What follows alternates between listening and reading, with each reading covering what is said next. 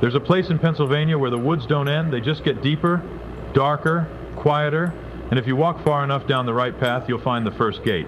They call it the 7 Gates of Hell. Not a metaphor, not a campfire story, a real place. Real gates, real woods, and if you believe the people who've tried it, real consequences for making it to the end. The story goes like this. Deep in the woods outside a small town called Hellam, there are 7 gates. Nobody knows who built them. Nobody knows when. They're just there, rusted iron, hanging from stone pillars, stretched across a narrow path that gets darker with every gate you pass through. The first gate is easy to find. The second is further. The third is deeper. By the 5th gate, most people turn back. By the 6th, you're alone. And the 7th gate? Almost nobody has ever seen it. The people who claim they have don't like to talk about what's on the other side. The legend says these gates are the entrance to hell itself, not the fire and brimstone hell from Sunday school. Something older, something that was here before Christianity, before any religion humans ever invented. A place where the ground is wrong and the sky is wrong, and the things that live there have been waiting a very long time for someone to open the way. There was a group of teenagers in the 1980s who tried to find all 7. 5 of them went in, 3 came out. The 2 who didn't make it back were never found. No bodies, no clothing, no trace. The 3 survivors refused to talk about it. One of them eventually told his brother, years later, that they made it to the 6th gate. He said the air changed after the 4th one, got heavier, harder to breathe. The trees started looking different, bent, twisted, like they were trying to get away from something. He said they heard sounds after the 5th gate.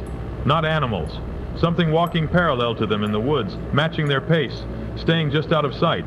By the 6th gate, one of them started screaming and wouldn't stop. He ran into the trees. The other one went after him. Neither came back. The 3 who survived ran back through the gates in the dark. They said the gates felt different going back, like they were closing behind them, like something didn't want to let them leave. In the 1990s, a group of college kids from York College tried it. They brought flashlights, cameras, a video recorder. They made it to the 5th gate. The footage was found weeks later by a hiker. The camera was sitting on a rock near the 4th gate, no sign of the students.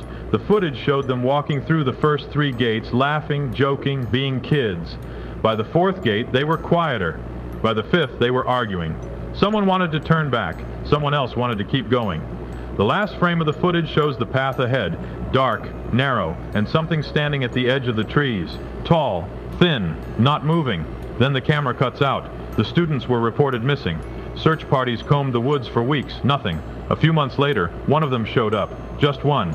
He walked out of the woods near a gas station 10 miles from where they'd gone in. His clothes were clean, his hair was longer, he didn't know what year it was, he didn't know where his friends were, he couldn't remember anything after the 5th gate.